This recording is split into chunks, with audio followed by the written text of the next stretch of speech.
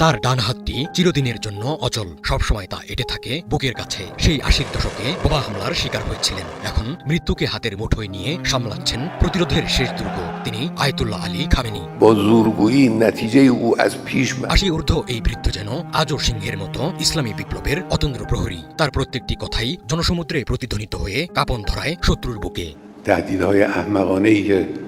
মধ্যপ্রাচ্যের উপর দীর্ঘদিন ধরেই শকুনের চোখ আমেরিকা ইসরায়েল গঙের। বারবার এই অঞ্চলে থাবা বসিয়েও পুরোপুরি সফল হতে পারেনি সাম্রাজ্যবাদীরা। কেননা বিশ্বের সবচেয়ে অস্থির অঞ্চলটির ভ্যানগার্ড বিপ্লবী ইরান আর তার সর্বোচ্চ নেতা আয়াতুল্লাহ খামেনি। যখনই মধ্যপ্রাচ্যের উপর কোনো আঘাত এসেছে তখনই পাহাড়ের মতো অটল দাঁড়িয়ে গেছেন ইসলামী বিপ্লবের অন্যতম এই নেতা। মধ্যপ্রাচ্যের জটিল দাবায় খামেনি এক মাস্টার মাইন্ড। তাকে ফেলতে পারলেই ভেঙে পড়বে সমস্ত প্রতিরোধ। মধ্যপ্রাচ্য চলে যাবে আমেরিকা ইসরায়েলের কবজায়। খামেনির পতনে বড় ভূমিকম্প হবে বিশ্ব ব্যবস্থায়। ১৯৭৯ সালের ইসলামী বিপ্লবের পর থেকে মধ্যপ্রাচ্যে আমেরিকা ইসরায়েলের জম ইরান। গত কয়েক দশকে তুমুল নিষেধাজ্ঞার মধ্যেও ইরান নিজেকে সামরিক শক্তিতে অনন্য উচ্চতায় নিয়ে গেছে। পাশাপাশি মধ্যপ্রাচ্য জুড়ে প্রতিরোধের মন্ত্র ছড়িয়ে দিয়ে আয়াতুল্লাহ খামেনি গড়ে তুলেছেন প্রতিরোধ অক্ষ।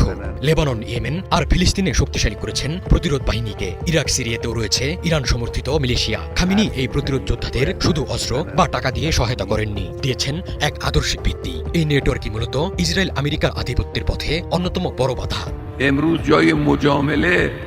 ইরান এখন ইসরায়েলের জন্য এক অস্তিত্বের সংকট। খামেনি পরিষ্কার বলে দিয়েছেন তিনি ইসরায়েলকে মধ্যপ্রাচ্যের মানচিত্রে দেখতে চান না। অন্যদিকে আমেরিকার নজর মধ্যপ্রাচ্যের তেলের খনি আর ভূরাজনৈতিক আধিপত্যে। কিন্তু সেখানে বড় বাধা হয়ে দাঁড়িয়ে আছে ইরান। ইরান না থাকলে হরমুজ প্রণালী থেকে শুরু করে পুরো অঞ্চলের তেলের সাপ্লাই চেন চলে যাবে আমেরিকার হাতের মুঠোয়। খামেনি না থাকলে পুরো অঞ্চলে নিশ্চিন্তে ছড়ি ঘোরাতে পারবে ইসরায়েল।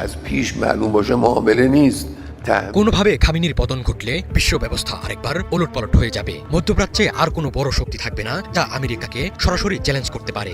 ইরাক, সিরিয়া, লেবানন সব জায়গায় মার্কিন প্রভাব শতভাগ গেড়ে বসবে। খামেনি প্রক্সি গোষ্ঠীগুলোর মধ্যে সুতোর মতো কাজ করেন। সুতো ছিঁড়ে গেলে প্রতিরোধ গোষ্ঠীগুলো তাদের অভিভাবক হারাবে। খামেনির ইরান পুতিন আর শি জিনপিং এর বড় মিত্র। খামেনির পতন হলে মধ্যপ্রাচ্যে এই দুই দেশের পা রাখার জায়গাও সংকীর্ণ হয়ে আসবে। খামেনির পতন হলে মধ্যপ্রাচ্যের নেতৃত্বে যে বিশাল শূন্যতা তৈরি হবে তা পূরণ করা অসম্ভব। মুসলিমদের তীর্থস্থান সৌদি আরবের সামর্থ্য থাকলেও তাদের প্রতিরোধের মেরুদণ্ড নেই। উল্টো আমেরিকার সাথে আতাত রয়েছে তাদের। অন্যদিকে মধ্যপ্রাচ্যের আরেক বড় শক্তি তুরস্কের সামর্থ্য থাকলেও আরব দেশগুলো এরদোয়ানকে সন্দেহের চোখে দেখেন। তারা চায় না কোনো অনারব শক্তি তাদের উপর খবরদারি করুক।